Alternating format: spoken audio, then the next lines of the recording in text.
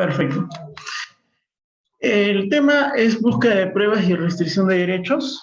Esto es un tema que también el nuevo Código Procesal Penal, bueno, del 2004, reguló, ya que anteriormente en normas dispersas y como también en el Código Procesal Penal del 91, se hacía referencia, pero de manera somera, a estos aspectos, y no había una regulación plena y había una incertidumbre de cuándo poder obtener una prueba sin violar los derechos fundamentales de una persona y cuándo hay los límites del mismo para su obtención. En tal sentido, este tema tiene mucha importancia no solo en el ámbito procesal, sino también en el ámbito constitucional. Por eso es que también vamos a hacer un análisis desde ese punto de vista para determinar las finalidades y cuándo se vulnera un derecho fundamental. En primer lugar, las diligencias, la finalidad de esta búsqueda de pruebas se dan en torno específicamente a las diligencias de investigación policial para comprobar un delito y para la búsqueda de elementos de prueba, para el mejor esclarecimiento de los hechos que en este caso realiza la policía, pero con conocimiento del Ministerio Público. Pero que sin embargo, estas restringen, limitan derechos fundamentales. No es que las violan, porque no estamos hablando acá de una violación al contenido esencial del derecho, sino una restricción, es decir, a una intromisión a la esfera no esencial de un derecho fundamental. En tal sentido, siempre tenemos que ver aquí que el límite para esta búsqueda de pruebas es el contenido esencial del derecho al cual se pretende afectar y en el cual no se puede introducir o se puede alegar bajo ninguna finalidad de búsqueda de pruebas o esclarecimiento de hechos. Esto debe tener conocimiento de manera clara el Ministerio Público y también, pues obviamente, la Policía Nacional cuando practica estas diligencias. Como presupuestos tenemos los siguientes, que estas medidas restrictivas deben ser indispensables para los fines de investigación y conforme a ley. Es decir, acá hay un límite legal en primer lugar, de que todas estas medidas deben estar descritas en la ley y no se pueden invocar o se puede plantear una que no esté descrita o prevista en la ley. Asimismo, tiene que tener una finalidad de investigación, de esclarecimiento del hecho, de una búsqueda, de una aproximación a la verdad histórica de los hechos que se habrían suscitado. Entonces, esa es la finalidad, no para otros aspectos que podrían ser para efectos de la reparación civil o temas que no están relacionados a la identificación, individualización, determinación del hecho delictivo y la participación o intervención de las personas en el mismo.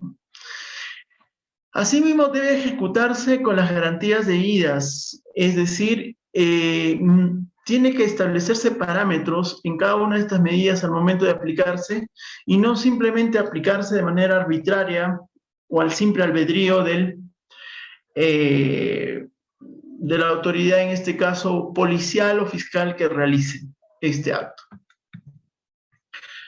Asimismo, estas medidas tienen que regirse a principios que específicamente están previstos pues, en el artículo 4 del título preliminar del Código Procesal Penal, en donde se regulan que estas tienen que ser orientadas bajo el principio de suficiencia indiciaria, legalidad, jurisdiccionalidad, motivación y proporcionalidad. A continuación vamos a analizar estos principios, pero previamente tenemos que señalar que estos principios tienen que aplicarse de manera conjunta y copulativa. De no cumplir estas, la prueba no solamente puede venir, la prueba obtenida no solamente puede venir en prohibida, sino que incluso puede haber sanciones o responsabilidades incluso penales contra la autoridad que ejecuta la misma, sea fiscal o policial. En tal sentido, esto tiene que tener un control muy particular, de mucha preparación de parte de las autoridades que realicen la investigación de un delito. El principio de legalidad es la previsión legal que está establecida, cómo se va a restringir determinado derecho fundamental y por la forma y el procedimiento por el cual se tiene que obtener esta medida de búsqueda o de pruebas, ¿no? Restringiendo el derecho a invocar. Asimismo, este principio exige que para lograr los fines del proceso se debe establecerse bajo las garantías del afectado. Estas garantías no solamente están previstas en el mismo Código Procesal Penal, cuando establece el procedimiento realizar de cualquiera de estas medidas de búsqueda de pruebas, sino también las establecidas en el Código Penal, Constitucional y Código Procesal Constitucional. En tal sentido, el fiscal y la policía, cuando realicen este tipo de intervenciones, tienen que saber los límites de su intervención, teniendo en cuenta el procedimiento y la protección de los derechos fundamentales de la persona, incluso del mismo derecho fundamental que está siendo afectado. Por otro lado, el principio de suficiencia indiciaria, esto exige que en realidad para que una autoridad, en este caso la policía o fiscal, puedan ejecutar estas medidas, tiene que haber una suficiencia indiciaria, es decir, una suficiencia por lo menos de manera indiciaria o suficiente de determinar de que existe una comisión del delito y que la persona a ser intervenida está vinculada al mismo. No basta simplemente tener un anónimo o una carta anónima o una información anónima de que se indique a una persona la comisión de delito y con ello suficiente basta o es suficiente para requerir una medida restrictiva. Eso es carente de toda legitimidad y por lo tanto si se aprueba o se realiza esta deviene nula. En tal sentido, para esta suficiencia indiciaria tiene que el fiscal y la Policía Nacional recabar elementos de convicción suficientes que por lo menos orienten a determinar que existiría la posibilidad o la probabilidad de la comisión del delito y la intervención del mismo del intervenido. Esa es la exigencia que plantea este principio, y el cual en algunos casos vamos a explicar con ejemplos cuando analicemos alguna de las medidas restrictivas. Asimismo, existe un principio de jurisdiccionalidad. Este está referido a que todos estos procedimientos que realice tanto la Policía Nacional como la Fiscalía tienen que estar controlados por la autoridad judicial. No simplemente basta que el fiscal o la policía, bajo el sopotexto de que se está cometiendo un delito en flagrancia, intervenga, allane, incaute, registre, incluso realice intervenciones corporales a los intervenidos, incautaciones de documentos o de bienes informáticos o de otra naturaleza relacionados al delito sin poner en conocimiento de la autoridad judicial. La tiene que hacer, incluso cuando hay flagrante delito. Y para eso el juez confirma mediante una resolución judicial previa audiencia si esta medida realizada por la Fiscalía y la Policía fue acorde y tenía suficiencia probatoria, o en este caso la suficiencia indiciaria, para que motivara la realización de esta medida. Es decir, no basta que simplemente la Fiscalía invoque el pedido, la finalidad, por ejemplo, de intervenir a una persona en flagrante delito y realizarle los registros personales o incluso el allanamiento de su inmueble, y que no se sustenten esta con elementos de convicción. si por A o B encuentra algún elemento de prueba, por más que sea un elemento vinculante que acredite la comisión del delito, como por ejemplo el bien sustraído en un allanamiento en el domicilio del imputado, pero el fiscal no ha solicitado la confirmatoria de este allanamiento, o este allanamiento se ha realizado sin ningún elemento de convicción suficiente que determine que el imputado ocultó el bien objeto de sustracción en su vivienda, por más que se encuentre el bien objeto de delito, esta prueba deviene ilícita.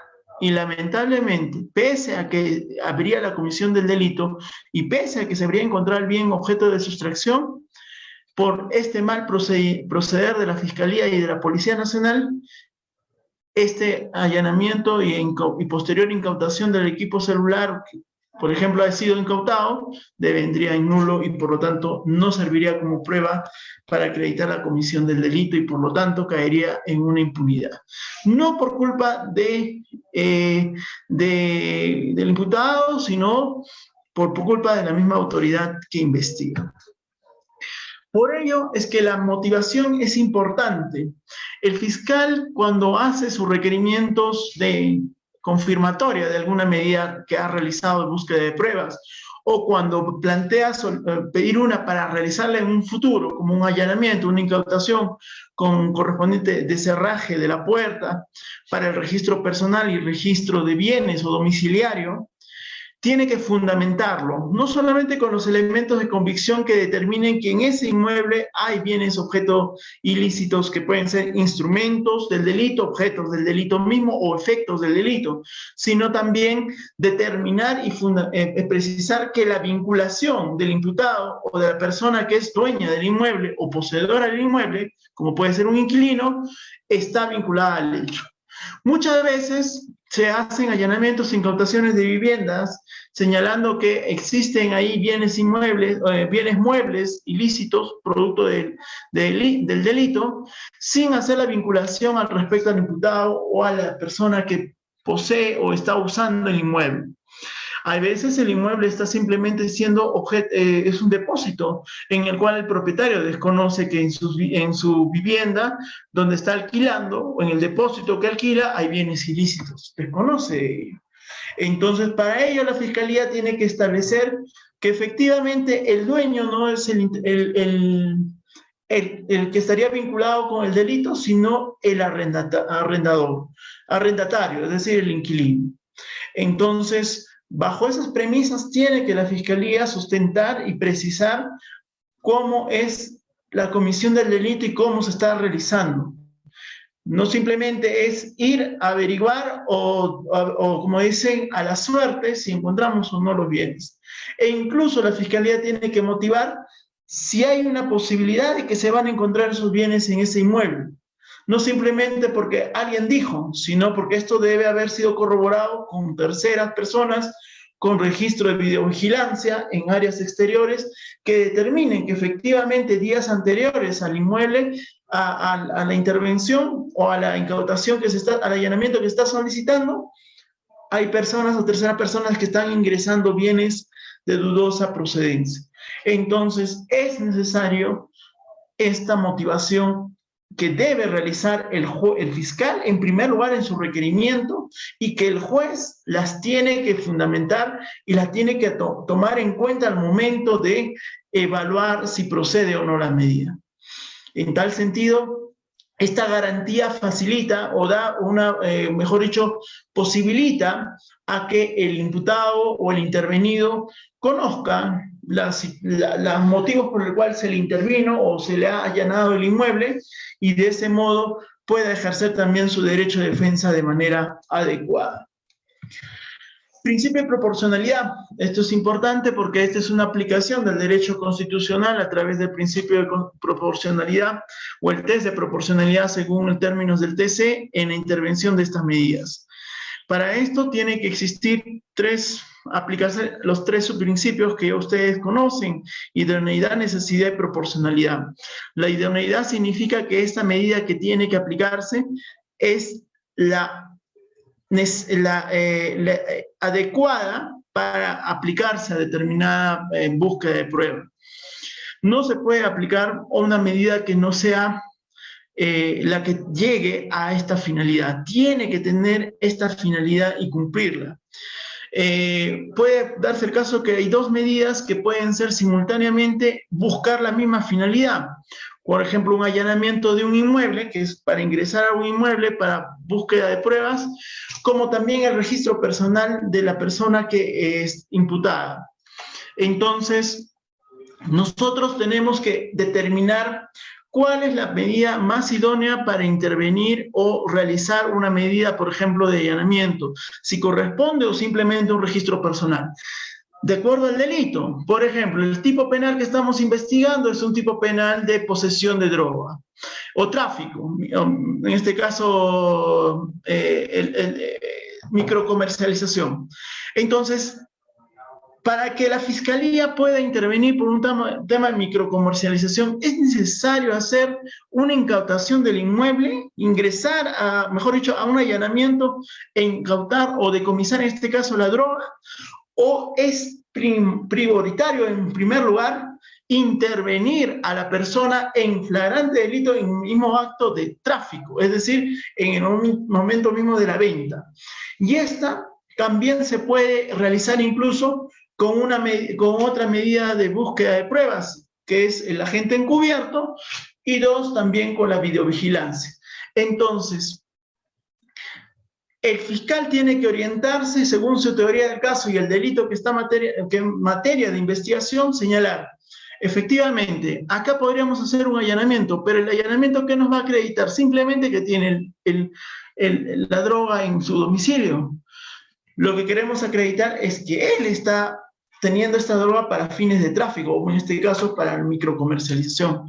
Entonces, la medida más idónea es realizar primero un seguimiento a esa persona con videovigilancia en áreas públicas, dos, el uso de un agente encubierto, y cuando en el momento en que ya está realizando la venta, intervenido en flagrante delito en la misma venta, o el mismo procedimiento de la venta que realicen la droga. Entonces ahí esa tiene una idoneidad, esa medida es más idónea que la de una incautación, que un allanamiento. Ahora, luego de eso, luego de haber tenido esta intervención con este registro personal y con la detención en flagrante delito, recién ahí la Fiscalía puede solicitar ya el allanamiento. ¿Por qué? Porque si la persona ha sido sorprendida en flagrante delito vendiendo droga, se entiende que en su inmueble debe tener más sustancia ilícita. Y esto también se tiene que acreditar con el seguimiento de la videovigilancia en la cual se ve que esta persona entra y sale de su domicilio, por el cual comparte o reparte la droga a terceros, a sus clientes, eventuales clientes.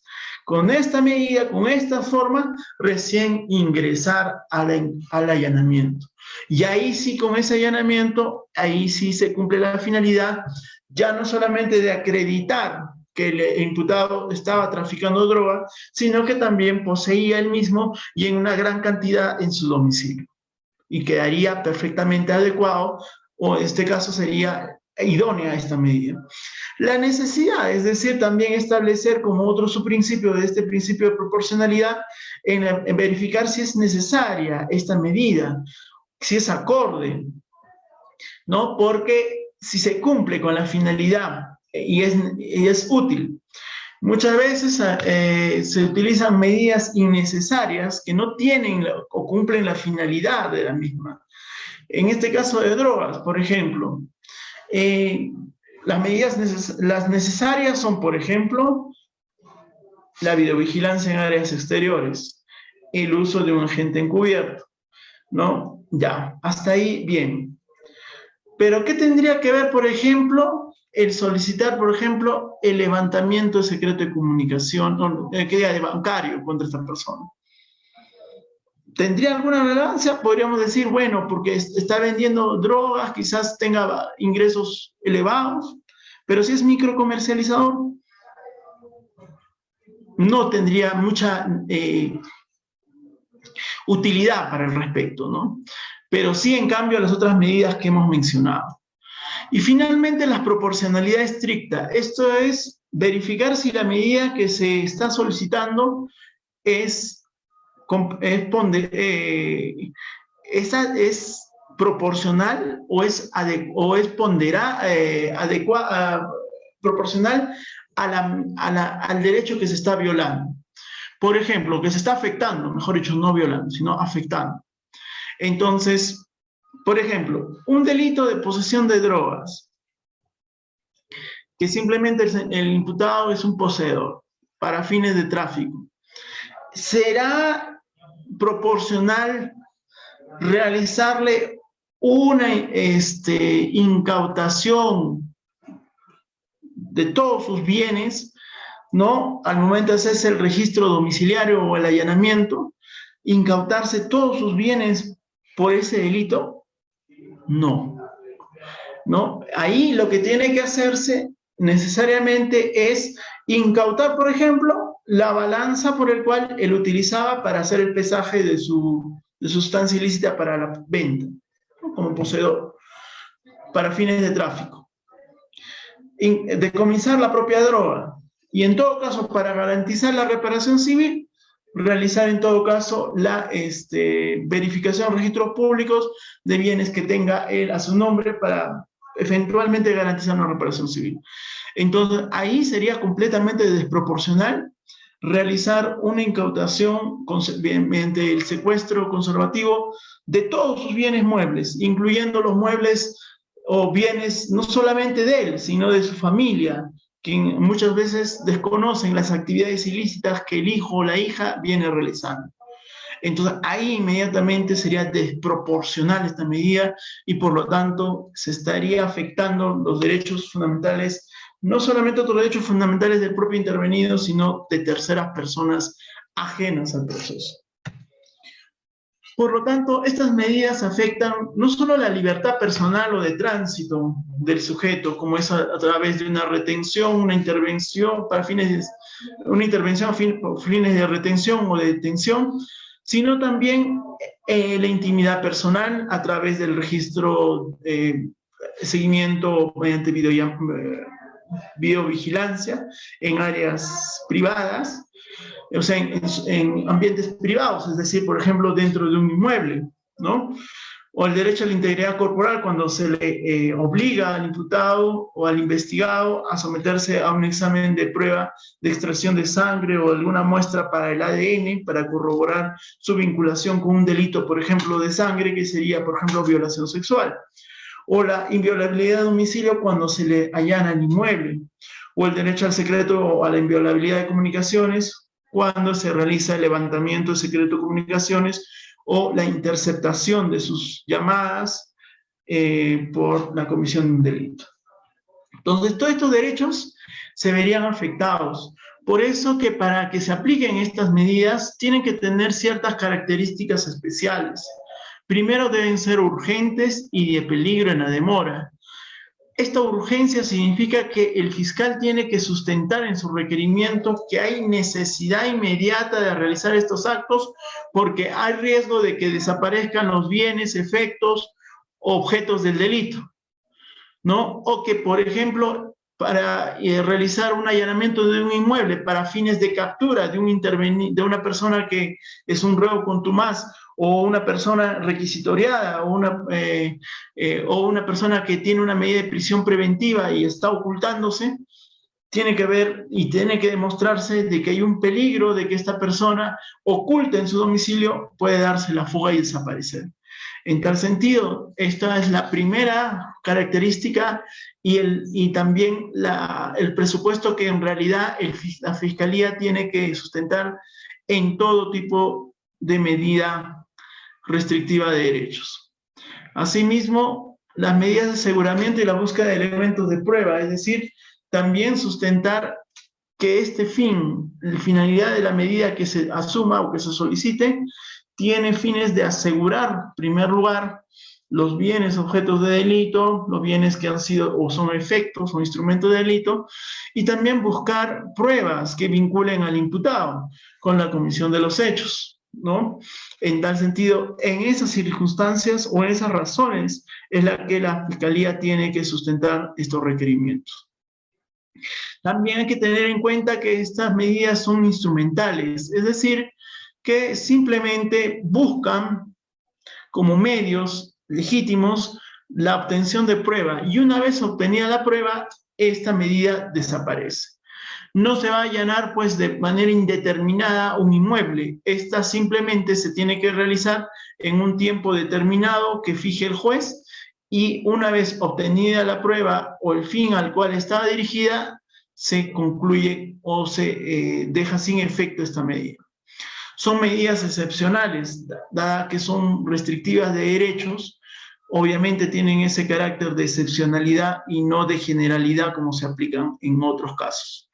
Respecto a la dignidad de la persona, también es una garantía que se debe valorar en estas medidas, sobre todo cuando se tratan de intervenciones personales, registros personales o allanamientos o registros domiciliarios, en los cuales muchas veces la policía y con la fiscalía ingresan a inmuebles o habitaciones que no tienen ni relación con el hecho en materia de imputación y a veces afectan hasta la propia intimidad de personas ajenas, ¿no? Muchas veces se ha visto, y ustedes pueden haber palpado, visto en la televisión, o quizás pueden haber observado, o algún familiar puede haber sido víctima, o algún conocido víctima de estas medidas restrictivas de manera exagerada o ilimitada, en donde sacan a todas las personas, los presentan como si fueran toda una banda criminal, cuando en realidad lo que se estaba investigando es la intervención solo de uno de los familiares.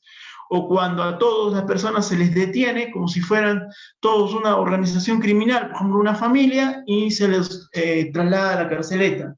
Se les mueve todos sus bienes y prácticamente se ingresa, se hace lo que se quiere en el inmueble, ¿no? Eso también eso no es correcto.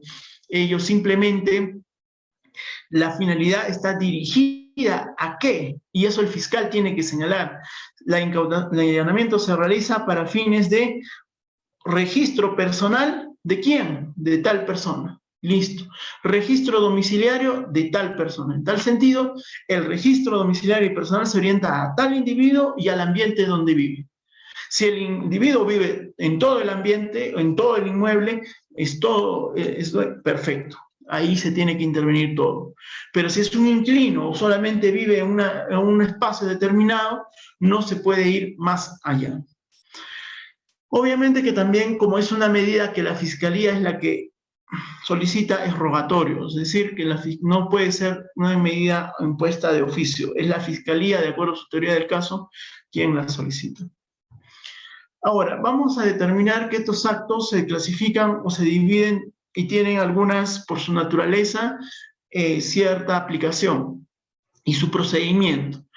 Por ejemplo, en primer lugar encontramos actos realizados por la propia policía en diligencias de prevención, control de alcoholemia, registro de personas. En estas no es necesario que comuniquen al fiscal, ni tampoco que sean aprobados a nivel judicial. En realidad acá la propia policía actúa de manera directa para efectos de prevención, ¿no? Aquí da pues la situación del registro de personas y sobre todo el control de alcoholemia es un procedimiento que también incluso administrativamente para la imposición de la papeleta de tránsito es obligatorio o es necesario que la policía realice. En el control de alcoholemia, cuando se trata del tema de la aspiración o en este caso de la prueba cuantitativa, no cualitativa, es decir, cuando se aspira el famoso tubo de ensayo para determinar si el color de la sustancia varía y determinar si hay alcohol. O en el tema del aspirado, cuando se utiliza un instrumento de medición de alcohol, en esa medida se puede aplicar estas medidas. Y registro de personas para efectos de poder verificar si qué bienes tiene o para efectos de identificación de terceras personas. Pero a pesar de esto, hay que tener en cuenta algo. Quizá el control con alcoholemia no tenga problemas, pero sí el registro de personas. Muchas veces la policía hace abuso excesivo de esta medida cuando quieren, por ejemplo, encontrar supuestamente al autor del delito y todo esto, o cuando están haciendo la persecución de la persona que es supuestamente el autor cogoteo o haber hecho algún arrebato de un bien previamente. A veces la policía lo que simplemente es ingresa, le retira el bien, o mejor dicho, le hace el registro sin seguir un procedimiento previo, el cual es invitarlo a la persona que muestre los bienes que tiene en su poder. Y segundo, si en caso que éste se niega, la policía recién realiza este registro. Y en todo momento ese registro es observado por el intervenido o por la persona que es intervenida. En tal sentido, si se obvia esto, y más aún, un tercer requisito, que tiene que haber una tercera persona como testigo que observe esto. Si no se cumple con ello, por más que se encuentre el bien objeto de sustracción, ese registro es nulo. Asimismo, también, y como punto 2, hay actos realizados por la propia policía con dación de cuenta al fiscal. Es decir, la policía realiza estos actos, pero tiene que comunicar a la fiscalía o al fiscal de turno. Por ejemplo,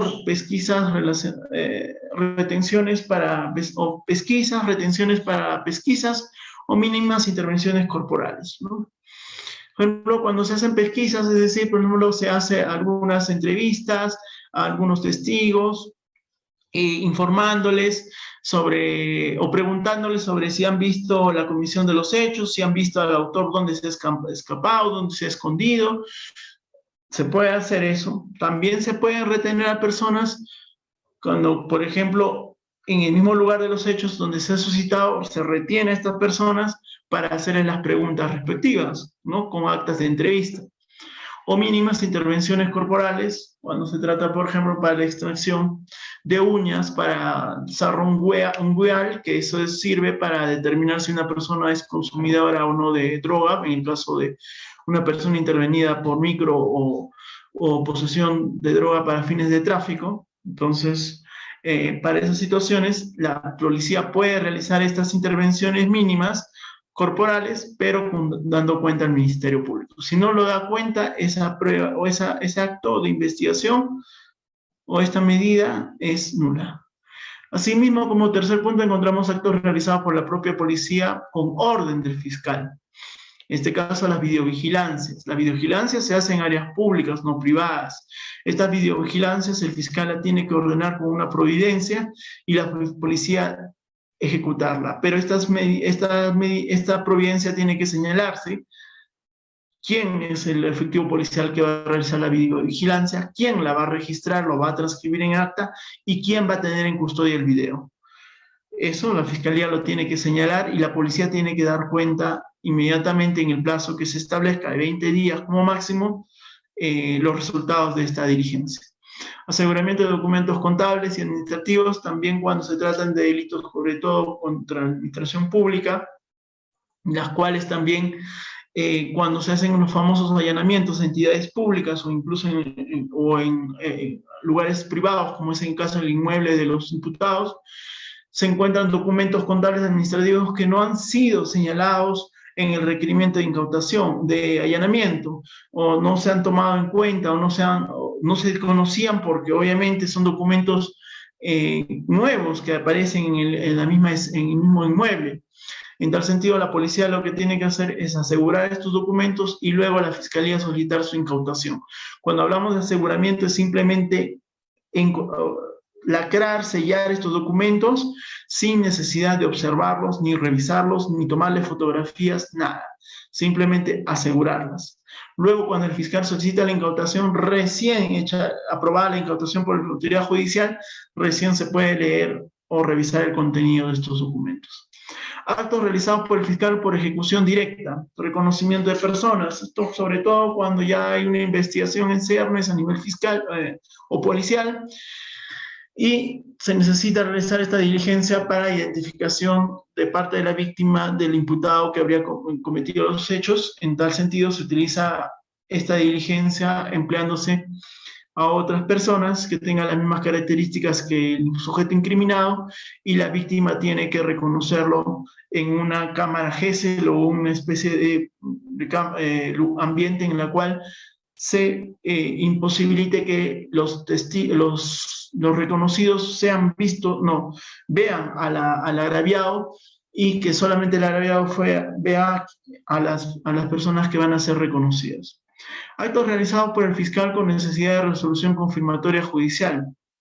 Acá también el fiscal, para que pueda realizar estos actos urgentes y necesarios, no necesita resolución judicial previa, sino una confirmatoria posterior del juez.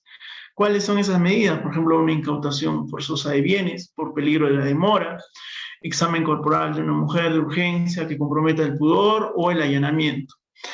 Muchas veces acá, y este es el tema muy interesante respecto al allanamiento, ¿no? El allanamiento, ¿hasta cuándo se puede realizar? Un allanamiento de domicilio se tiene que realizar inmediatamente que se haya cometido el hecho. Es decir, por ejemplo, 10 de la noche se da cuenta el fiscal de una sustracción o un robo de un equipo celular a una víctima y se toma conocimiento que el agresor, o en este caso el autor del hecho, se ha escondido en su domicilio. Entonces tenemos que la fiscalía con la policía buscar primero los medios para vincularnos, o en este caso para determinar si efectivamente el autor de los hechos, que ha sido reconocido por la víctima, efectivamente se encuentra en su domicilio, y para eso se toma entrevistas a través de las pesquisas que hace la policía con autorización, con conocimiento del fiscal, de los vecinos. Los vecinos advierten y efectivamente señalan que han visto a tal persona, a Juan Pérez, ingresando a su domicilio a tal hora. Entonces, bajo esas circunstancias, recién la Fiscalía, teniendo en cuenta de que el autor de los hechos, que ha sido sindicado por el agraviado y que ha sido visto por los vecinos que ha ingresado a su domicilio, hay una posibilidad de que éste tenga también el bien objeto de sustracción. Tal sentido, con todas esas pesquisas, con esas informaciones, e incluso con el propio reconocimiento que podría hacerse por ficha RENIEC del propio imputado, del propio agraviado, señalando que efectivamente tal persona, Juan Pérez, es la persona que le sustrajo el bien celular, o a través de la visualización de las cámaras de seguridad se determine que esta persona es tal, recién se puede hacer una intervención en flagrante delito con una incautación, un allanamiento al inmueble, sin autorización judicial. Luego de eso, recién, una vez realizado el allanamiento, levantada el acta por el fiscal, recién se solicita la confirmatoria del allanamiento. Y también, si el allanamiento implica que dentro del inmueble se encuentra el objeto de delito, se incauta el bien. También se puede hacer registros personales, corporales, a las personas que se encuentran ahí. Si hay una persona de sexo femenino, tendría que hacerle el registro personal una policía femenina. Ello para efectos también de verificar si efectivamente portaban un arma o algún elemento al momento de la comisión de los hechos, o si tenían otros bienes aparte de la sustracción de este celular. En tal sentido, todo esto posteriormente pasa a un tamiz judicial en donde la Fiscalía solicita la confirmatoria, pero argumentando y sustentando que antes de allanar tuvo suficientes elementos de convicción que le determinaran que la persona que es el autor de los hechos y que ha sido reconocido por el imputado, por el agraviado, se encuentra en esa vivienda. Actos realizados por el fiscal con orden judicial. Intervención y grabación de comunicaciones. El allanamiento también en casos cuando ya no hay flagrancia, se solicita el allanamiento. Levantamiento de secreto de comunicación y reservas, levantamiento del secreto bancario y reserva tributaria.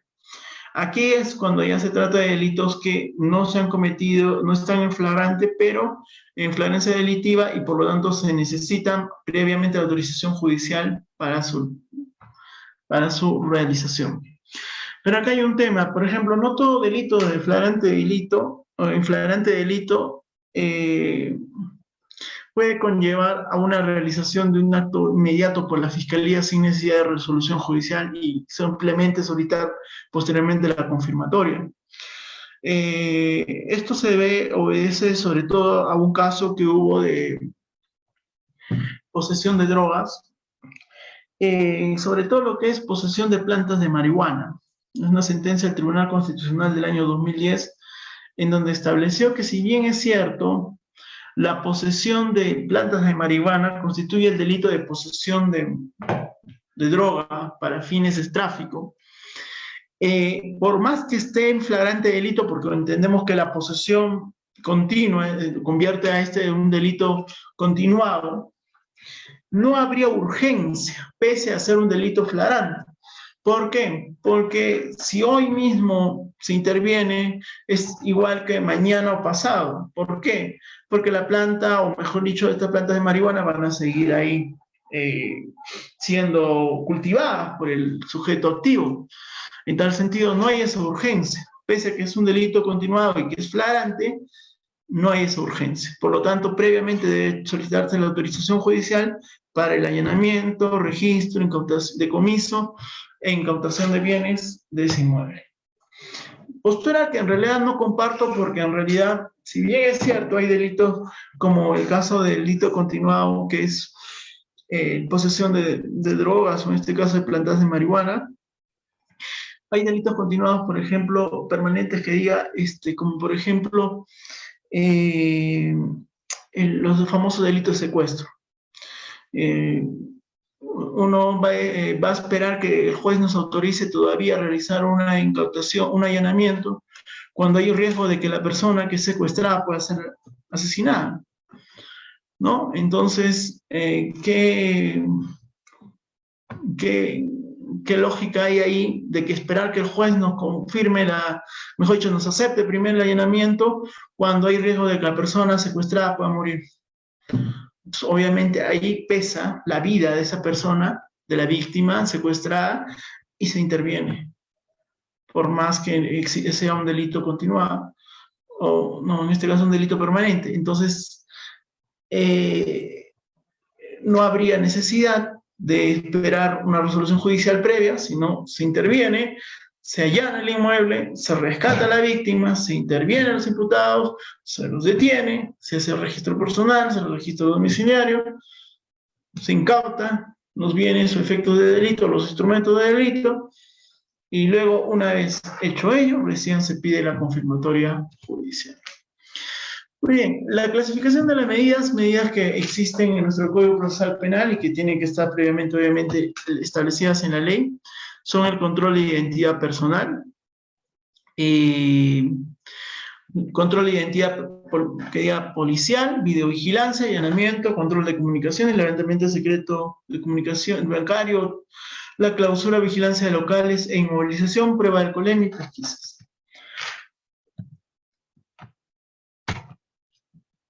Vamos a ver primero que todas estas medidas tienen que pasar por un tamiz, como hemos mencionado previamente.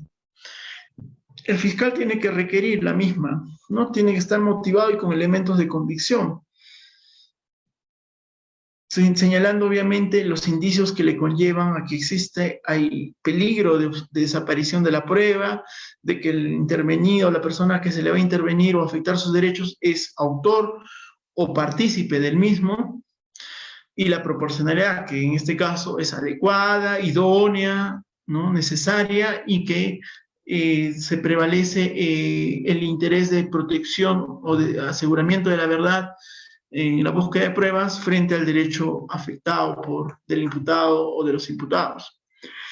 Esta tiene que pasar por un tamiz judicial en la cual el juez tiene que emitir una resolución aprobando este requerimiento, o en su defecto confirmando si ya la fiscalía ha allanado, por ejemplo, en flagrante delito, ¿no? En este caso, ahí siempre tiene que haber un control jurisdiccional. Obviamente que se realizan unas audiencias, pero en algunos casos, por ejemplo, en incautaciones, ya no se estila llamar audiencias, ya es el juez quien, al requerimiento fiscal, observa si cumple las garantías y todo ello, y simplemente emite la resolución. Más que todo, las audiencias se realizan más que todo cuando se tratan, por ejemplo, de confirmatorias, de allanamiento, por ejemplo, en donde sí necesita hacerse un control exacto si efectivamente había la suficiencia indiciaria para allanar un inmueble para fines de captura o para fines de obtención de pruebas o de búsqueda de las pruebas de delito, bajo un control jurisdiccional y con un contradictorio con la defensa del imputado, pero solo para confirmatorias, ¿no? Ahí sí resulta obviamente necesario. También se puede apelar siempre y cuando estas medidas no se cumplan, se declare infundada, o, por ejemplo, infundada el requerimiento de allanamiento solicitado por la Fiscalía, y puede haberse un reexamen de la medida, ¿no? Es decir, si la medida puede haber sido incluso aceptada judicialmente, pero dadas las circunstancias, por ejemplo, que ya se tuvo conocimiento que la persona que estaba oculta en un inmueble, cuyo inmueble se iba a allanar para efectos de captura, se tomó conocimiento de que ya se retiró, ¿para qué realizar esa diligencia? Entonces la Fiscalía tiene que solicitar ya no esta medida, sino un impedimento de salida del país de esta persona. Muy bien, vamos a hablar primero de actos especiales de investigación, que creo es lo más relevante, y luego ya pasamos a las medidas más simples, ¿no? Más básicas. Estos actos especiales de investigación que quería compartir con ustedes son lo que es el agente encubierto y el agente especial. Creo que son temas más en boga y más interesantes, en donde quizás no hay mucha literatura al respecto y es bueno saber un poco. Agente encubierto es el procedimiento especial autorizado por el fiscal a través del cual un agente policial se infiltra en una organización criminal, con el propósito de determinar su estructura y organización. Estos agentes encubiertos generalmente en realidad son policías que tienen que estar preparados sobre todo en el sector de inteligencia y realizan estos trabajos, operaciones en las cuales hay mucho riesgo, incluso que puedan algunos ser encontrados o descubiertos y algunas lamentablemente pueden ser incluso asesinados por la organización. Entonces estos procedimientos sobre todo se aplican en organizaciones criminales, ¿no?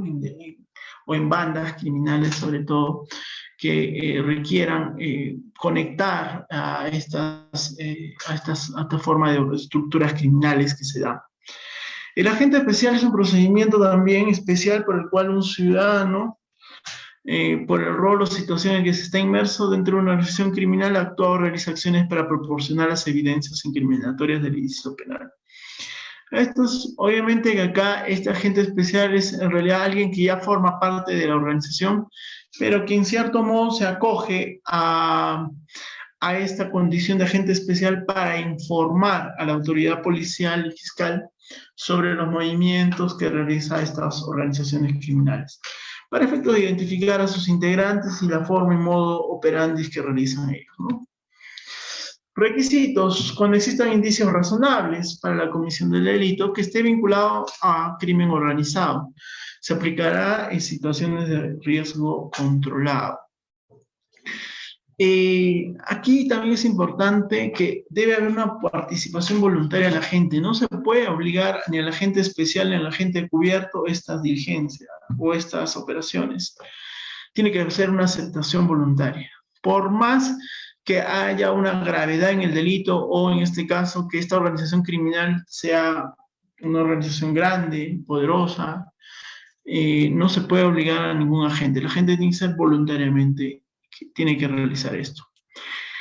Posibilidades reales de infiltración de la gente en la organización criminal. No puede ser cualquiera puede postular a ser un agente encubierto. O sea, tiene que ser una persona que tenga las posibilidades reales, es decir, las condiciones, aptitudes para poder ingresar y camuflarse, o en este caso, adherirse a esta organización criminal sin levantar mayor sospecha. Preparación especial, obviamente, ¿no? Esto no es simplemente cualquier persona, estas son personas que son especialmente capacitadas para mentir, para engañar a estos integrantes de la organización criminal y poder adherirse a la misma. Y ausencia de antecedentes, obviamente, pues tiene que ser, para eso, sobre todo para la gente, gente encubierto, tiene que ser una persona carente de este tipo de antecedentes criminales o disciplinarios. Tiene que ser una persona correcta. ¿Cuándo concluye este procedimiento? Cuando se han cumplido pues, los objetivos, obviamente cuando ya se identificó a las personas, se estableció la organización. También cuando los informes periódicos de la policía se advierta que será materialmente imposible ya el cumplimiento de los objetivos, es decir, cuando ya esta organización se traslade a otro lugar o incluso puede haber riesgo de que ya pueda ser descubierto de la gente. En tal sentido, concluye de esa manera este procedimiento. Por cumplimiento del término dispuesto, también hay un plazo que se establece, no simplemente el agente encubierto es de por vida, sino se establece un plazo especial en el cual se debe realizar estas intervenciones.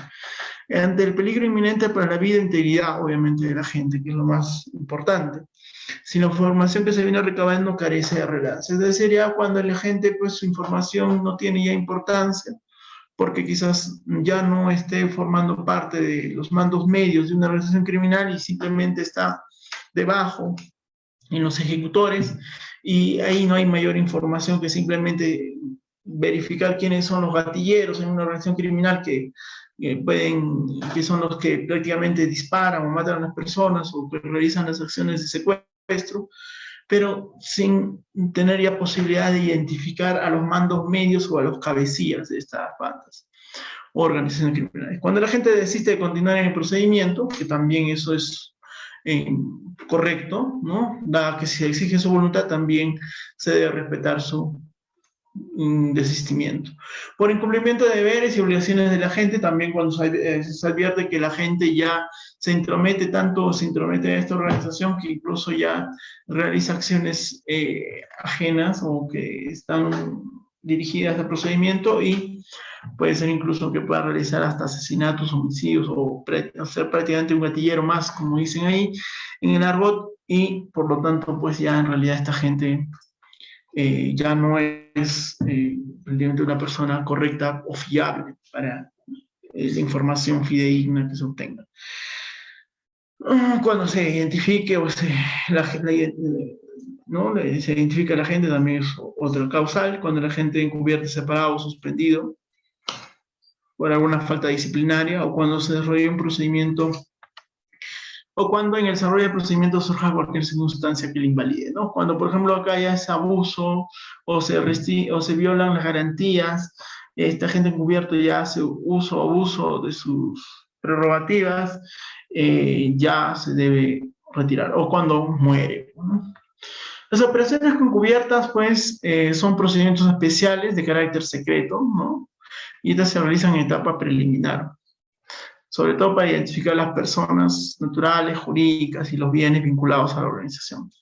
Su finalidad es identificar personas naturales, involucrar en la comisión, identificar bienes, obtener información de actividad ilícita, identificar usuarios, medios de comunicación intervenidos, para lo cual se deberá realizar las verificaciones periféricas. Este procedimiento la presentará la policía. La policía tiene que elevar un informe en el cual exponga la necesidad de utilizar esta técnica, y esta la tiene que elevar o presentar a la fiscalía. La fiscalía, pues, será la que finalmente evalúe si procede o no esta técnica, ¿no? Que en realidad es muy peligrosa, porque si el agente es descubierto y es asesinado, ¿no? También puede evaluarse la responsabilidad penal o la responsabilidad disciplinaria del fiscal quien la autorizó. Circunstancia de entrega vigilada de bienes. Esta es otra técnica muy, muy interesante. Esto también es cuando se trata de bienes ilícitos o sospechosos, sobre todo cuando se trata de tráfico ilícito de drogas, o en este caso bienes que son ingresados sin pago de aranceles, es decir, mercancías ilícitas. Se puede hacer el seguimiento de las mismas y esperar que el bien que se ha trasladado se pueda hacer el seguimiento de la misma y verificar quién es la que recibe el bien, ¿no? Y de esa manera identificar al autor, no solamente al que remite el bien, sino al que la recibe, para determinar quiénes forman parte de la organización criminal, o en todo caso determinar quiénes son los miembros de una banda o organización que interviene en la comisión de los hechos. En tal sentido, estas tienen una finalidad de identificación a los integrantes de una organización criminal, ¿no? Entonces, esto es importante porque también esto se aplica en estos delitos solamente de organización criminal. La modalidad es hay varias modalidades, sobre todo esta de sustitución del bien delictivo. Esto es interesante porque se permite que circule el bien ilícito hasta detectar a los presuntos autores, ¿no? Hay veces que se sustituye el bien, ¿no? Y una vez que obtenga el bien el remitente, al que se le remite el bien, se lo interviene, ¿no? También se verifica este seguimiento de bienes en la circulación en ámbito nacional como en extranjero, y también se verifica cuando hay traslado de estos bienes o mercancías ilícitas desde el extranjero, sobre todo cuando ingresan al país. Entonces ahí se solicita la cooperación de otros países en la cual se hace el seguimiento primero de dónde se origina o de dónde se transporta este bien, y luego el país que es receptor, que en este caso es el Perú, también se hace el seguimiento a los integrantes de los que se encargan de recibir estos bienes. Y de esta manera se interviene o se colabora y se identifica a los integrantes en plenitud, ¿no? Entonces, este procedimiento tiene que iniciarse con el informe que la policía realiza, el fiscal tiene que verificarlo, para ello debo emitir una disposición que autoriza este procedimiento especial, ¿no? Coordina con las autoridades para verificar cómo se va a hacer la vigilancia de esta entrega de bienes o este traslado, ¿no? Asimismo, verificar en este caso o también colaborar con otros agentes fiscales de otros países, en el caso para la realización del seguimiento, ¿no? Y también una vez que ya se ha cumplido el fin de identificación de los autores, se suspende la misma, ¿no? Ahora vamos a hablar de la búsqueda de pruebas y restricción de derechos en particular, es decir, ya de las medidas en sí específicas. Al respecto, primero de identidad, control de identidad policial. Esta es una clásica medida que siempre la policía toma, ¿no? Cuya finalidad es identificar a una persona que conoce los hechos o ha participado del mismo y que la policía investiga. Esta identificación policial no solamente se hace a los autores de un hecho, sino también puede ser a testigos. Estos testigos que pueden haber estado en el lugar de los hechos, para su identificación, para poder individualizarlos e identificarlos, se tiene que realizar esta diligencia. Entonces, es importante que cuando se tome estas medidas de control de identidad policial, se sustente de manera correcta por parte de la policía de que este control de identidad se está realizando porque se ha cometido o se acaba de cometer un determinado delito, y por esa razón se está realizando el control de identidad. Entonces, al ciudadano que se le hace este control, se le tiene que informar al respecto. No simplemente la policía va y le dice cuál es su nombre y le toma los datos, o si no tiene el DNI lo retiene y se lo lleva a la comisaría para sacar sus datos en ficha RENIEC. No, es necesario señalarle eso. Y cuando se hace este control de identidad, se tiene que levantar un acta al respecto, ¿no? Si la persona no tiene documentos o se rehúsa a presentarlos o indica que no, entonces se le tiene que el policía solicitar sus datos o por lo menos su número de DNI y corroborarlo con la ficha RNIE que ellos tienen desde su dispositivo celular, pueden identificar. Y ya no hay necesidad incluso de trasladarlos a la comisaría, simplemente verifican el acto, muy bien, ya lo tienen registrado y listo. Y se le comunica que será citado posteriormente en calidad de testigo si es que considera útil la fiscalía para tomarle declaración respecto a los hechos que habría presenciado o puede haber presenciado el testigo. La policía siempre tiene que actuar por esto bajo un presupuesto, que tiene que haber una denuncia en caso de delito, o se encuentra un operativo policial, ¿no? No es en cualquier caso, eso es importante. A veces la policía por cualquier cosa saca un control de identidad policial, ¿no? Porque se le ocurre. Están haciendo cola los ciudadanos, por ejemplo, en un supermercado y de repente se le ocurre, voy a hacer control de identidad. No. tiene que ser por una causal, como se ha señalado, por un delito, o por un operativo policial, pero con intervención del fiscal. Tiene que haber una necesidad en la investigación, ya sea para averiguar el delito o para prevenirlo, ¿no? Sobre todo eso también. Solo cuando fuera indispensable recabar información útil e importante para la investigación. Solo para esos supuestos se exige el control de identidad. Ahora también el control policial en públicos en delitos graves. El artículo 206 del Código Procesal Penal establece la misma. Son actos de investigación policial que comprenden el control de identificación de personas que transitan o se encuentran en vías, lugares, establecimientos públicos. También comprende el registro vehicular. En este caso, cuando son estas personas que están en tránsito o en vehículos, la policía también tiene que informar por qué razón está haciendo el control de identidad. Acaba de haber un atentado a 5 cuadras, ha habido un disparo, o no. Entonces, al respecto, la policía está en la facultad de identificar a las personas que están cercanas al lugar. Eso es el hecho y eso tiene que informarse el ciudadano. De esa manera, el ciudadano comprende las necesidades de identificación y presenta su documento.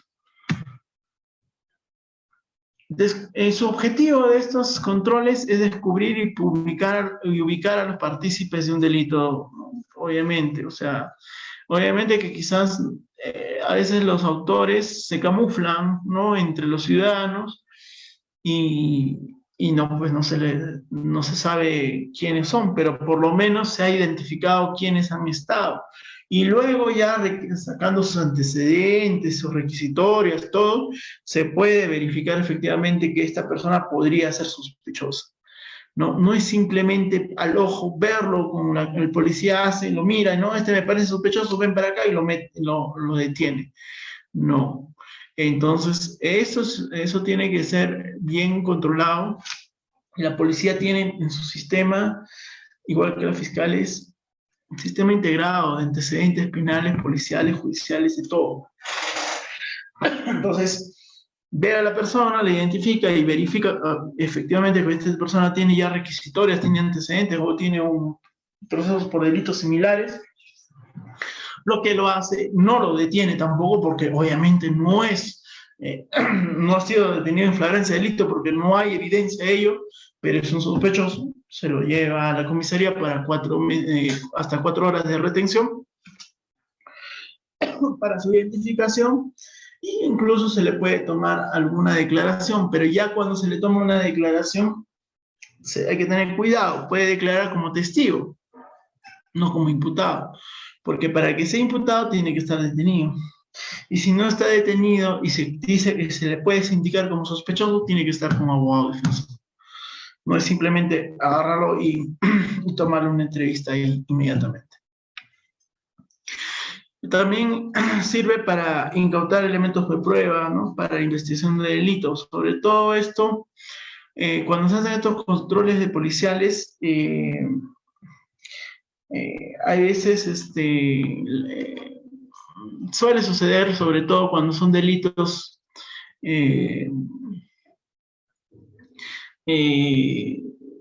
robo, ¿no?, a mano armada, la policía necesita hacer una verificación de vehículos o de personas en un buen grupo, porque puede darse el caso de que el autor o estos estén descamuflados o hayan abandonado el vehículo.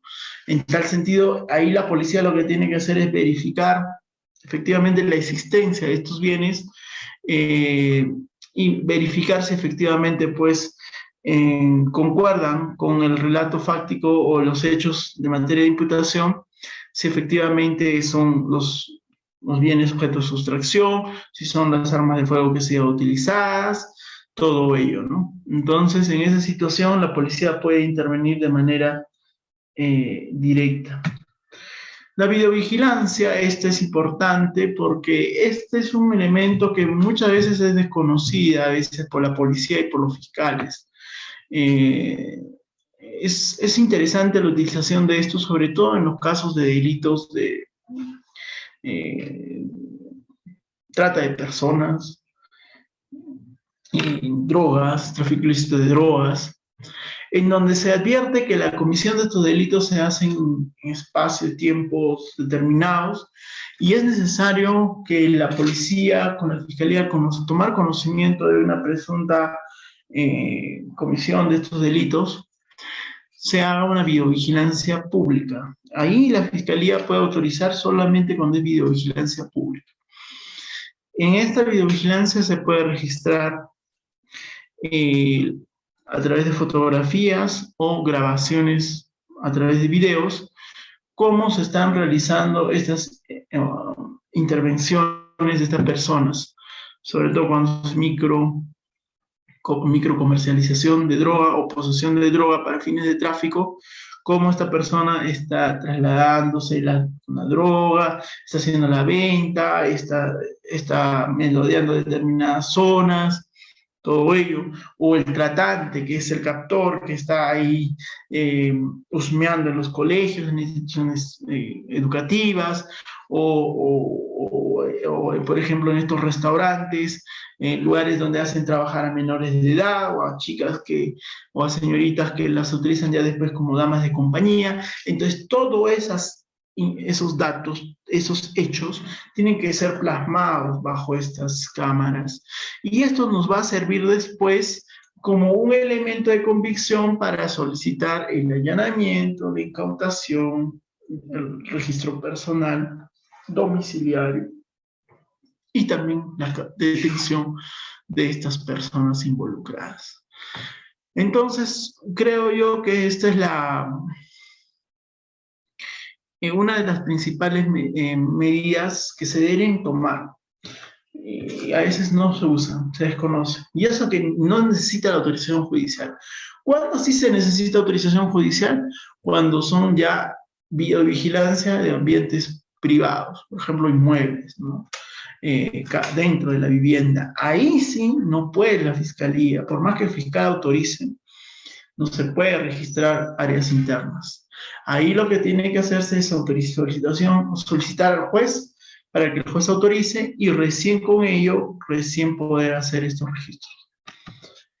Las pesquisas es otro modo de búsqueda de pruebas en las cuales la policía puede buscar pruebas o personas, ¿no? Estas pesquisas sobre todo son informaciones a través de entrevistas que hacen a las personas sospechosas o testigos, datos, huellas, recopilación de objetos, efectos materiales o fotografías. Fotografías no a personas, sino fotografías a la escena del crimen, por ejemplo. Entonces, todas esas pesquisas, este recojo de huellas es importante, sobre todo lo realizan los policías especializados en criminalística, en que con su experticia pueden recopilar huellas, evidencias de la comisión de delito. Asimismo, también tiene que realizarse cuando hay comisión de delito, no simplemente por una simple sospecha, ¿no? También cuando se determine que hay la ocultación del imputado o de alguna persona prófuga en la comisión en un lugar, la policía puede hacer las pesquisas solicitando la declaración de la entrevista de los vecinos y preguntándoles si Juan Pérez lo han visto en su vivienda o cuál es la vivienda de esta persona, y ellos informan si efectivamente vive en tal casa y ahí lo hemos visto ingresar varias veces, sale, ingresa. Perfecto, entonces con toda esa información, con esas entrevistas, ¿no? Se procede a solicitar el allanamiento del inmueble para capturar a esta persona. Registro de personas, como hemos mencionado, esto también la policía lo hace, ¿no? Cuando existe razonablemente que una persona oculte en su cuerpo algún bien relacionado al delito. Pero para esto siempre tiene que hacerse primero la invitación. He visto casos, por ejemplo, en caso de tráfico posesión de droga, en donde la policía lo que hace es encuentra a una persona que parece sospechosa, que tiene un objeto, una mochila, lo ve con una cara que tiene este sospechoso, o incluso ya saben que esta persona tenía antecedentes por este delito. Van y le dicen, a ver, muéstreme su, que diga, déme su mochila. El otro señor, no, pues no quiero, démelo, no quiero. Y le quita la mochila. Y se va con la mochila a una distancia y abre la mochila y dice, uy, encontré droga. Yo podría creer en el policía, yo no arrojaría las manos por nadie. Y eso hace lo mismo el juez. Ese policía que ya se trasladó a 1 metro, 2 metros de distancia del intervenido y agarra la mochila y lo abre y encuentra la droga, ¿qué puede llevar a suspicacias? Que esa droga puede haber sido sembrada por él. Entonces, para que el policía también tenga la posibilidad de no ser denunciado por ese delito, porque es también un delito, tiene que, una vez que el imputado o la persona o acepte o no acepte entregar el objeto, la policía tiene que informar en primer lugar que esta persona es sospechosa de la comisión del delito de tráfico de drogas, en este caso posesión de drogas para fines de tráfico. Sí, en primer lugar. 2, si no acepta, se le quita la mochila y se le muestra con presencia de un tercero, que tiene que ser una persona ajena, no puede ser otro policía, tiene que ser otro ciudadano, un vecino que está ahí, invitarlo para que él dé fe que efectivamente al abrirse la mochila y que está observando el propio intervenido ello, se encontró la droga. Entonces, ese procedimiento irregular que se realiza, de que el policía se lo lleva y lo abre él mismo y dice, uy, acá encontré la droga, ¿qué conlleva? Que ese registro personal es nulo. Digamos que el policía se actuó bien, que efectivamente cuando sacó la mochila abrió y encontró la droga, pero lamentablemente ya no tiene validez eso, por haber realizado irregularmente el procedimiento. Entonces es necesario que la policía sepa realizar estos registros personales. Y si no lo sabe hacer, lamentablemente muchos casos caen impunes, o si es que saben hacerlo pero lo omiten, es porque ya hay otra situación. La retención. La retención es la restricción de la libertad que está permitida por la ley por un tiempo estrictamente necesario, es decir, para 4 máximo de horas, ¿no? Esto se dispone para poder identificarlo a esta persona, para poder ver sus antecedentes, ¿no? Y si por A o B es identificado por el agraviado, un caso de robo, recién ser detenido. Entonces, hay muchas personas que son retenidas por sospecha, pues son sospechosos. Son conducidas a la policía, ¿no? Tienen ya sus datos de identidad, todo, y justo el agraviado sale de ahí denunciando el delito, y mira y dice, él es justamente el que me ha robado. Muy bien, uno dirá, uy, qué bien, pues ya, qué suerte, ya encontramos al imputado y todo. ¿Será correcto ello? No. No. Y lamentablemente, no. Porque si eso se avala, ¿qué significa? ¿Qué nos puede dar también duda? De que ese agraviado puede haber sido dirigido por la policía y le dice, oye, mira, tenemos unos sospechosos, a uno de ellos, pues identifícalo para detenerlo. Uno nomás. Y el agraviado, pues como desconoce de leyes, no, sí, él es el que me ha sustraído el bien. Y lo detiene. Irregular. Entonces ahí, cuando tienen esos sospechosos y tienen antecedentes, qué sé yo, requisitoriados y todo, entonces, ¿qué se hace? Registro. ¿Qué se hace? Reconocimiento en rueda de personas. Entonces ahí se toman 7 personas más similares a estos sospechosos y el testigo se pregunta, mira, acá tenemos personas sospechosas, a ver, ¿reconoce a uno de ellos? Sí, pero primero todavía incluso se le pregunta, díganos cómo es la persona que le sustrajo el celular. Tez blanca, con nariz aguileña, alto, crespo, ta, ta, ta, ta, ta, ta. Muy bien. Ahora vamos a invitarlo, van a pasar unas personas que son sospechosas. Usted nos puede decir si una de ellas es recién así. Pero lamentablemente muchas veces vemos en casos en que el agraviado está saliendo y justo ahí ve a los sospechosos y dice, ¡ah, él es! ¿No? Lo que sí es válido es cuando hay una persecución. Por ejemplo, el agraviado está sustraído se le ha sustraído su celular.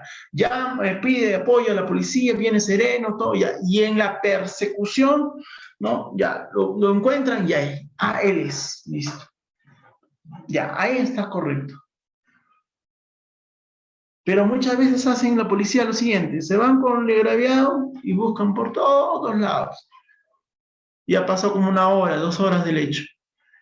Y de ahí el agraviado, oye, justo, él es. Qué coincidencia. No puede ser así. Entonces, si el agraviado identifica en ese momento y dice, él es, y así lo dice, hay que tener ahí cuidado. Ahí también la policía tiene que primero señalar, muy bien, ¿por qué se indica usted esta persona? Porque este es el que me ha sustraído, que es la persona tal, tal, tal, tal, tal. Muy bien. Y la otra, la persona que es identificada supuestamente como autor de los hechos, recién ahí se le informa que está siendo detenido y se le hace un registro personal. Porque ha habido sindicación directa del agraviado que lo ha reconocido. Y eso tiene que establecerse en el acta. Que el agraviado, luego de haber sido sustraído su bien y en compañía de la autoridad policial al hacer búsquedas en los lugares, puntos críticos de la ciudad, cuando estábamos haciendo las búsquedas, encontró de manera directa, voluntaria, espontánea, advirtió que tal persona era el autor. Y eso tiene que decir en el acta. Si no dice así, no tiene valor. Intervención corporal. Se trata de un acto de coerción sobre el cual el cuerpo del imputado se le extrae elementos de prueba, sobre todo para temas periciales, sobre todo esto ADN, ¿no? Que es sobre todo en casos de violaciones sexuales.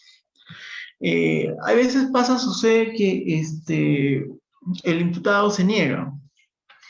Obviamente tiene el derecho de negarse, ¿no? Dice, no, yo no, mi derecho de defensa, no digamos que es un abogado, tiene su abogado y el abogado le dice, la asesora, no aceptes sacarte nada, nada, sangre, ni orina, ni una cabella, no, nada. Entonces, ante esas circunstancias, la fiscalía tiene que solicitar ante el Poder Judicial la intervención corporal. Extracción de sangre para ADN, extracción de cabello para ADN, extracción de sangre para toxicológico, para determinar si tiene algún elemento químico en su cuerpo, o el consumidor, todo ello. O absorción atómica para determinar que ha percutado un arma de fuego, ¿no? Entonces, hay supuestos en los cuales los abogados tienden a hacer estas objeciones y impiden que el imputado realice estas pruebas, ¿no? Bajo el derecho de no autoincriminación, que no pueden... Perfecto, está correcto. Entonces la Fiscalía tiene que solicitar esta intervención corporal alegando las razones por las cuales esta persona es necesariamente, se le tiene que recabar estas muestras, porque está vinculado a un delito, porque hay un testigo que los indica, o un agraviado que lo indica, todo ello. Entonces, con toda esa información, el juez tiene que aceptar. Si no acepta, se apela, obviamente, esta medida, esta declaratoria infundada de la medida, y la sala tendría que aceptarlo. Entonces, en esas circunstancias es por ello la intervención corporal. Pero hay casos en los cuales también esta intervención puede ocasionar la afectación de otro derecho. Por ejemplo, se trata de un imputado testigo de Jehová. Testigo de Jehová no quiere que le retiren la sangre, porque consideran que la sangre es propia de su, otorgada por la divinidad, y que no puede ser retirada y puede ser manipulada por terceros. La creencia del testigo de Jehová y se respeta. Entonces, en esas circunstancias alega ese derecho, ¿no?, constitucional de su libertad religiosa sobre su cuerpo. Perfecto. Entonces, el fiscal puede solicitar la intervención corporal y el juez tiene que evaluar esa condición. Y el fiscal tiene que señalar que efectivamente esta persona se está rehusando por fines religiosos. Pero acá tiene que el fiscal, bajo el principio de proporcionalidad, señalar que aquí la necesidad inmediata de recabar la muestra de sangre de esta persona es para efectos de comprobar, por ejemplo, que extraer el ADN para determinar que la muestra de ADN del espermatozoide hallado en la cavidad vaginal de la víctima es la misma de esta persona. Entonces, acá prevalece este bien fundamental que es la libertad sexual de una mujer o de una niña, peor incluso en este caso la indemnidad sexual, frente a una libertad religiosa. Entonces el juez pondera ello y señala, no, acá sobrepasa o pesa más este bien afectado, que es un bien de la libertad sexual o indemnidad sexual de una menor, sobre tu libertad religiosa. Perfecto. Pero veamos otra situación, que la sangre que le retiran le puede generar la muerte a esta persona. Puede sufrir de un problema de insuficiencia de sangre, y que a la extracción misma de esta le puede generar la muerte. Acá ya no está alegando el imputado de que su libertad religiosa, sino su propia vida. Entonces, en esas circunstancias también se tiene que evaluar y el juez tiene que verificar si efectivamente es necesaria la sangre. ¿Por qué no se puede cortar el cabello para sacarle el ADN? Entonces, ¿es necesario que saque la sangre? No es necesario. Fiscal, entonces, infundado su pedido, porque no es necesario. Entonces, incluso se puede peligrar la vida. Entonces, el fiscal lo que tiene que hacer es adecuar su pretensión, solicitando ya no una muestra de extracción de sangre, sino el retiro de su cabello para poderse realizar una muestra de ADN. Pero toda esta diligencia que se realice tiene que haber un personal biólogo especialista que retire realice esta extracción de muestra, ¿no?, con presencia del imputado y de su abogado defensor y del fiscal. Entonces, si hay alguna observación de la diligencia, el abogado defensor puede dejar constancia en el acta de ese hecho. Y listo. Y se garantiza el derecho de defensa del imputado. Control de comunicaciones y documentos. Acá también esto es un efecto interesante para poder verificar, sobre todo si verificar la comisión del delito, ¿no? Cómo se está operando esta comisión del delito. Obviamente que hay una inviolabilidad secreta de comunicaciones, pero la ley también, la Constitución faculta esta cuando se trata el tema de comisión de delito y que tiene que estar motivada por el juez. Ahora, para esclarecer la verdad y hallar la verdad, el juez tiene que, y a través del requerimiento fiscal, establecer qué documentos son materia de levantamiento de comunicaciones, no simplemente decir todos sus documentos, todas sus comunicaciones que realices, sino qué comunicación, qué medios. El fiscal tiene que requerir mensajes entrantes o salientes del WhatsApp, mensajes entrantes y salientes de mensaje de texto, del Messenger, del Instagram, o las llamadas telefónicas. Todo eso tiene que precisar el fiscal y el por qué, no simplemente señalar de manera genérica y señalar que efectivamente se trata de un delito de chantaje sexual en el cual el imputado estaba realizando estas acciones mediante mensajes de Messenger o de Facebook y a través del WhatsApp. Entonces, por eso es necesario recabar, levantar esas comunicaciones. Listo, suficiente y vale. Ahora, con respecto a intervención de comunicaciones, sí es interesante acá, porque acá no se levanta la información que ya en el pasado, como lo que es el levantamiento secreto de comunicaciones, se puede observar, sino acá seguir, como dice, en vivo, ¿no? En tiempo real, las comunicaciones que realicen uno más imputados en el hecho. Esto es interesante sobre todo para detectar organizaciones criminales, ¿no? Y crímenes, sobre todo con lo que es corrupción de funcionarios. Aquí sí se exige para esta intervención y grabación de registro de comunicaciones que el delito supere los 4 años, porque no puede ser para un delito de bagatela como conducción en estado de ebriedad o un simple apropiación ilícita, no, pues, o sea, tiene que ser para delitos que tengan la connotación de gravedad, ¿no? Y que tengan una finalidad, que es perseguir, identificar el hecho relevante de una comisión de un delito. Entonces acá tiene que el fiscal sustentar por qué razón se está interviniendo en estas grabaciones. Señalar que A con B, que son los intervenidos, son los supuestos jefes o cabecillas de esta organización criminal que opera en una administración pública a través de un gobierno municipal y que en este gobierno municipal o local el alcalde como el intervenido son los nexos o las personas que realizan todas estas operaciones de malversación, peculado, ¿no? En esta administración. Entonces, todas esas circunstancias tiene que establecer el fiscal al momento de requerir y que por lo tanto es necesario intervenir en estas comunicaciones y encontrar en tiempo real cuáles son las informaciones que ellos están dando o propalando.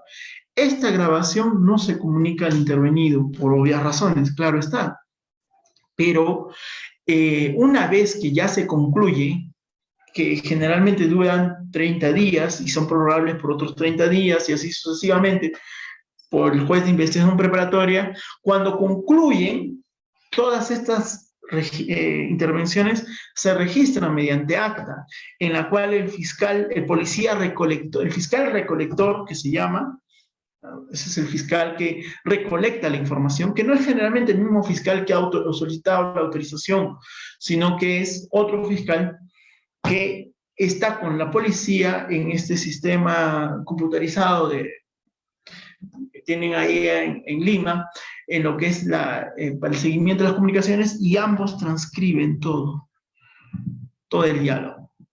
E incluso en el diálogo hay cosas que pueden ser, pues, irrelevantes, bueno, que estén hablando del fútbol, de que mañana juega Perú con Ecuador, que esto, que lo otro, ya. Hasta eso pueden incluso transcribir, tienen que transcribir todo, pero puede darse el caso incluso que en esas comunicaciones se hablen de otras organizaciones, de otros delitos, de otras personas que no están involucradas en sí misma este hecho, sino de otras. Por ejemplo, que A y B le digo, hoy te recuerdas que el compadre, el hermanito de tal municipalidad hoy también hizo una jugada buena, que esto, que lo otro, que se sacó 1.000.000 y todo esto. Entonces, ahí hay una información que, si bien es cierto, no es del delito que se está investigando, porque es entre A y B, pero estamos hablando de un C que tiene que ver de otro tema, esa información también puede ser utilizada para la fiscalía con su autorización del juez para que se investigue. Ya no por esta misma fiscalía, sino por otro fiscal. Y esto ya es noticia criminal para investigar. Por eso que en el caso esto de los cuellos blancos, cuando se hizo las interceptaciones y todo esto, había informaciones ya de otras situaciones. Entonces, cuando ya se desbordó por otros hechos, se han ido abriendo carpetas fiscales de otros casos de otras personas. Entonces, claro, uno puede decir, pero quizás estén hablando mentira, pues. Quizás es una, como dicen a veces, no, es una... No, pues así habla la gente, pues que dicen que tal alcalde es así. Puede ser, pero eso ya será objeto de investigación por el fiscal y determinará si efectivamente ese es un rumor o es algo real. ¿no? Entonces esas intervenciones de comunicaciones son muy, muy delicadas.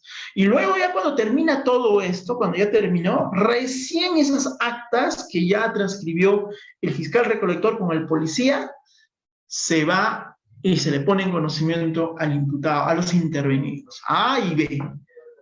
Y ellos verán y dirán, bueno, objetarán, dirán que no, acá ¿cómo se llama? Han transcrito mal, me han interpretado mal, yo no quise decir eso, solamente yo estaba diciendo de broma de que había hecho una jugada de fútbol, que había sido un partidazo que se había dado, no, que había hecho una jugada con el Estado, no, ya, esos temas, el imputado, los intervenidos dirán en su momento, y eso ya será materia de investigación y esclarecimiento, ¿no? Así también el aseguramiento e incautación de documentos es importante porque hay veces cuando uno hace un allanamiento en entidades públicas o privadas, para que tú hagas el allanamiento tienes que señalar qué haces, con qué fin. Para registro de personal, registro domiciliario, ¿no? Y listo. Pero no señalas qué documentos vas a, solamente está haciendo registro. O sea, solamente registro significa verificar, pero no estás diciendo, no, voy a incautar una tele, voy a incautar una CPU, no sabe, es que obviamente nadie sabe qué es lo que hay en el inmueble, solamente hay que hacer registro. Entonces, cuando haces el registro, cuando incauta y se hace el registro, obviamente que cuando se hace el registro se ve documentos contables, por ejemplo, corrupción, ¿no? Agendas, ya, acá como mensajes, perfecto, todo eso. Entonces, ¿qué hace la fiscalía con la policía? No va a incautar inmediatamente, sino lo que va a hacer es asegurarlo, como dije, simplemente advierte que es relevante, por ejemplo, esta agenda, este libro contable, entonces lo que hace no lo revisa, sino simplemente lo asegura, lo lacra y se lo lleva con la computadora, con el TV, qué sé yo, ya, con las cámaras de seguridad, con el DVR de la cámara de seguridad también para registrar quiénes entraban y salían, ya, listo, se lleva toda la policía, pero lacrado, nada más. Una vez que ya está lacrado, es decir, asegurado, el fiscal después de todos estos bienes que los tiene en su poder, solicita la incautación. Y una vez que ya le aceptan la incautación, desapodera ese bien, esa propiedad de ese bien del titular, que es el imputado generalmente, y el fiscal ya como es el titular que tiene provisionalmente se apodera provisionalmente de ese bien, lo que hace es ya realizar las diligencias. Revisa, prende, revisa, lee los documentos, pasa auditoría contable, ¿cómo se llama? Tema grafotécnica para determinar si efectivamente estas letras pertenecen al imputado o puede ser una agenda de un tercero, ¿no? Que se puede haber olvidado. Entonces todo eso ya se hace en la diligencia y efectivamente el contador dirá si efectivamente acá hay datos, información de la municipalidad, que acá están los ingresos, que los que se han retirado dinero, que esto, que el otro. Ya. Y acá en la agenda el perito dirá si efectivamente es del imputado y el fiscal al leer verificará porque efectivamente se trata de comunicaciones en clave entre uno y otros miembros de la organización. Entonces, todo eso hace que recién tengan un valor probatorio. Cuando están asegurados, aún no son pruebas. Recién cuando son incautados, son elementos de convicción. Nada más. No son pruebas. Una vez que son ofrecidos con su resolución de incautación que acepte el juez y van a juicio oral, recién se convierten en elementos de prueba. Y pasan a ser prueba cuando ya son actuados judicialmente, ¿no? Eso ya es un tema de teoría de la prueba que, bueno, ya no me corresponde analizar, pero vale esclarecerlo o precisarlo. Muy bien, y levantamiento secreto de comunicaciones y reserva también pues es un requerimiento especial, sobre todo para delitos sobre todo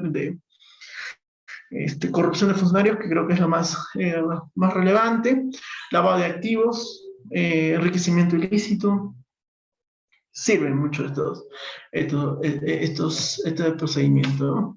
Entonces, obviamente acá también el fiscal tiene que solicitarlo al juez y el juez tiene que establecerlo en un plazo, no puede ser simplemente el levantamiento indefinido, ¿no? Tiene que establecer un plazo, un mes, no sé, un determinado tiempo en el cual ahí el fiscal pueda recabar toda esta información de las autoridades bancarias y determinar si efectivamente hubo pues un incremento excesivo del patrimonio de la persona que se le imputa por enriquecimiento ilícito o lavado de activos, ¿no? Entonces, en esas circunstancias es la que la Fiscalía tiene que trabajar en ello.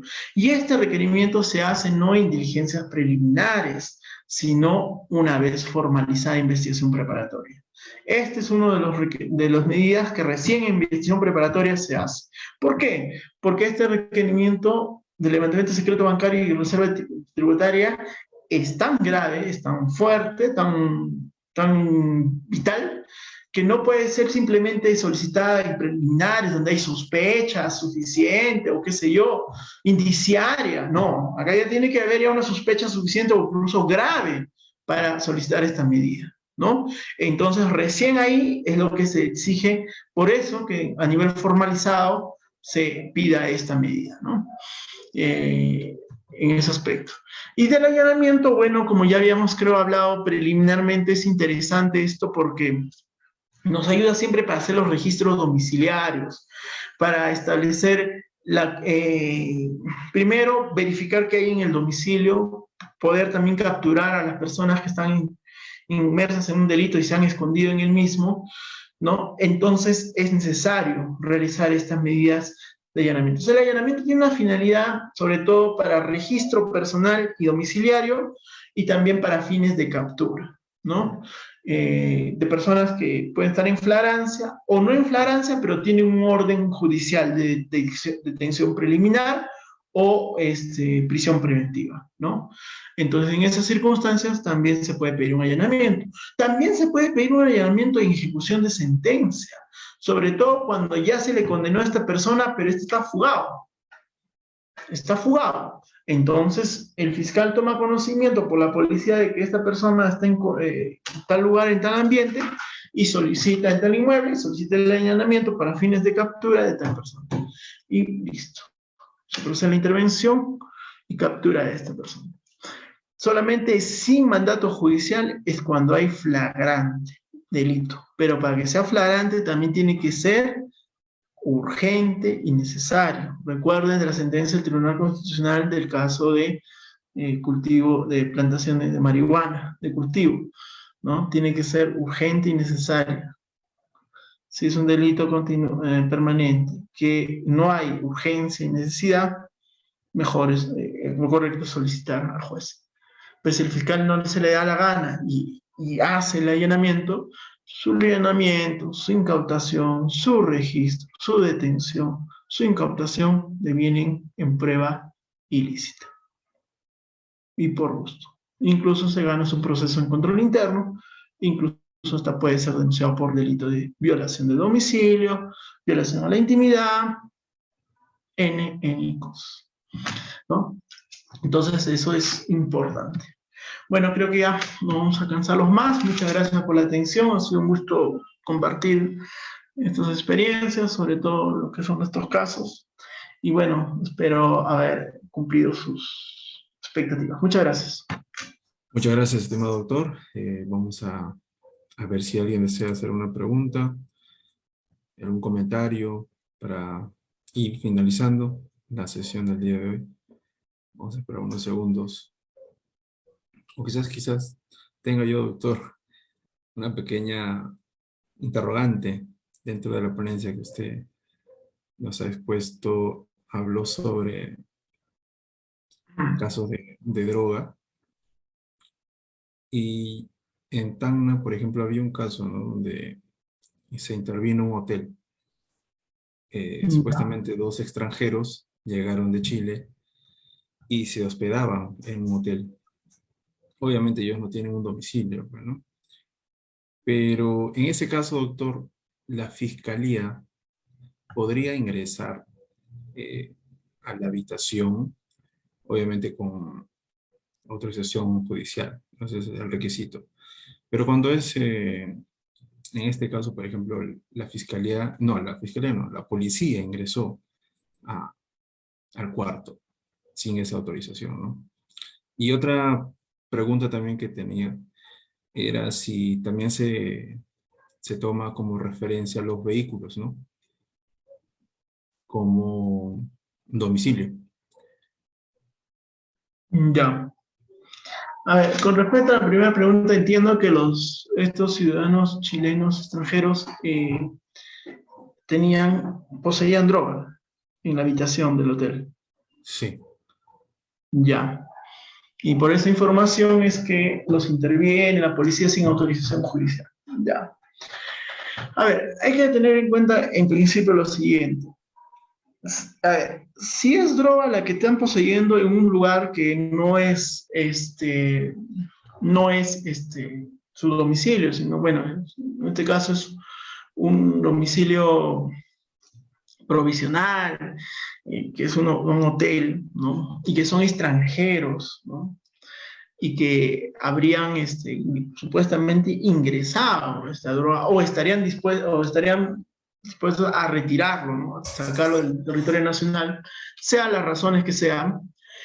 El hecho ya de poseer esa droga con fines de tráfico, porque eso ya es prácticamente posesión con fines de tráfico, sí nos hacen ver que hay una urgencia por cuanto estas personas pueden retirarse del inmueble, del recinto, y desaparecer con la prueba, con el delito, en este caso con la prueba, con la droga. Entonces ahí la policía tendría que haber justificado la intervención si es válida, pero siempre y cuando tiene que haber realizado por lo menos un seguimiento a estas personas, un registro de exteriores, videovigilancia, o haber utilizado por lo menos agentes de inteligencia que hayan tenido información, ¿no? Por testigos o personas que a veces generalmente ocultan su identidad porque tienen miedo a ser sujetos de represalia, pero esos informes de inteligencia se hacen y tienen que estar, que estas personas pues habrían ingresado al territorio nacional o que estaban dispuestas a salir para trasladar esa droga. Entonces, bajo esas condiciones pueden hacer el allanamiento de un recinto privado, que esto es un hotel, que también lo pueden hacer, e intervenir, ¿no? Obviamente que ahí se tiene que dar cuenta sí o sí al representante del Ministerio Público. Si el fiscal no tuvo conocimiento de esa diligencia se va en nula.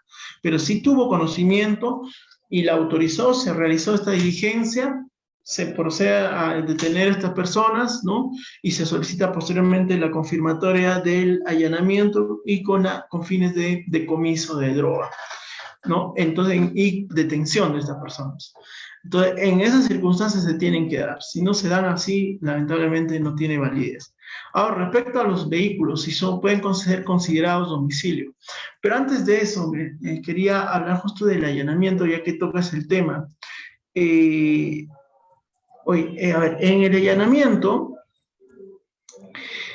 antes de tú ingresar, sea en flagrancia o sea con autorización judicial, necesariamente tienes que tocar la puerta e informar a la persona que te atienda, quien sea, de que solicitas el ingreso a la vivienda. Solicitas el ingreso. Una vez que esa persona, puede ser que la persona acepte, ya me pasa, pero tienes que informarle por qué. Porque se le imputa al señor Juan Pérez que hace unos instantes ha sustraído un celular a una pareja que estaba acá en el parque hace metros y ha ingresado a su vivienda. Entonces, si el hermano, la mamá, quien sea, dice, perfecto, pasa, listo. Si ellos se niegan, recién ahí la policía, con autorización del fiscal, pueden hacer el uso de la fuerza y pueden hacer descerraje o romper la puerta con los instrumentos especiales que tienen, sobre todo los de la UCE, e ingresar, ¿no? Ahí. Eso es un tema que también tiene que estar establecido en el acta. Si no está establecido en el acta ello, por más que hay flagrancia, hay todo, ingresaron así de frente, también es irregular esa prueba. Entonces, eso es importante. Ahora, con respecto al vehículo, El vehículo puede ser también considerado un domicilio, ¿sí?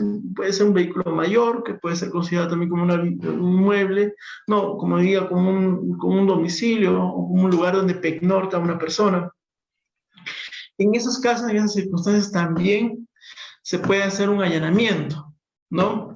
Pero se tiene que determinar que efectivamente la persona que vive ahí, o mejor dicho, la persona vive en ese vehículo.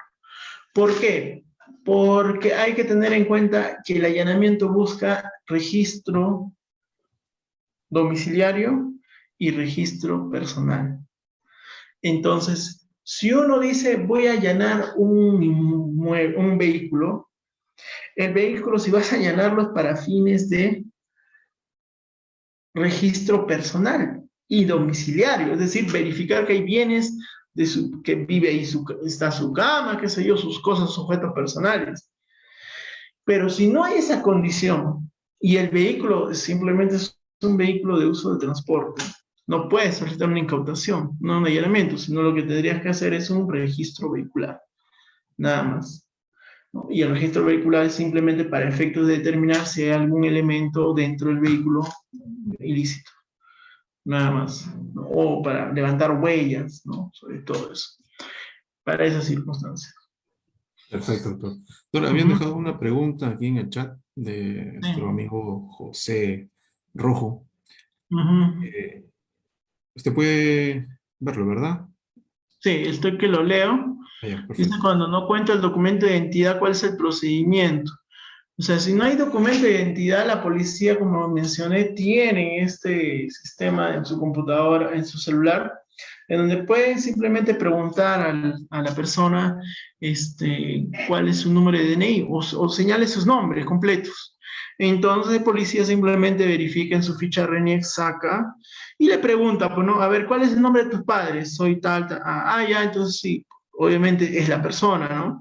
O tu fecha de nacimiento o algún dato más. Corrobora con todo eso, dice, perfecto, esta es la persona. Y listo, ya la tiene identificado. No tiene que retenerla y llevarla a la comisaría.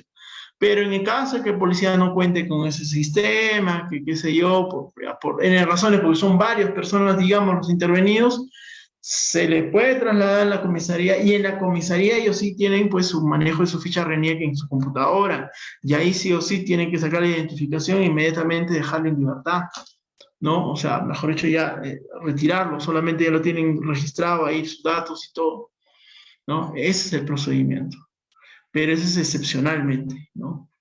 Entonces, si se comprueba que la policía sí tenía ese sistema, o todos los policías de esa comisaría tienen habilitado ese sistema, ya puede ser pasible de una sanción administrativa ese policía, ¿no? Por abuso de autoridad, ¿no?